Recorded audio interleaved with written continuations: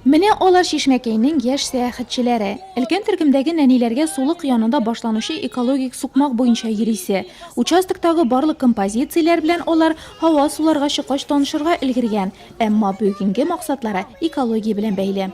Наш проект практически готов. Безнең проект әзер диярлек. Балалар алган барлык белемнәрен бүген Убырлы карчыкның табигать патшалыгындагы шаярулары дип аталучы квест уенда күрсәтәчәк.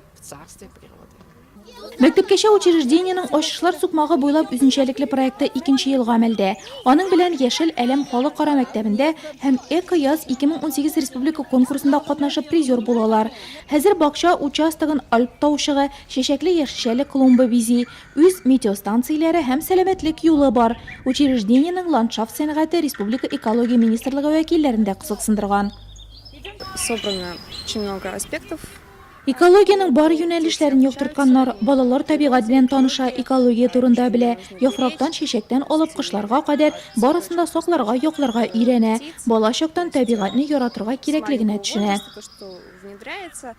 Табышмаклар чиштеләр, кышлар һәм җәнлекләрне аерырга өйрәнделәр, кырмыска оясы янында үсемлекләр дөньясы белән таныштылар. Һәр станция балаларны кызыклы табигать дөньясына алып керде.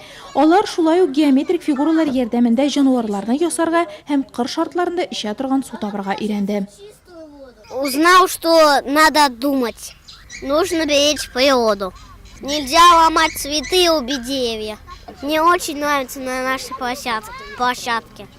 Квест азагында сәяхәтчеләр зирәк ябалакның чемоданына тап булды.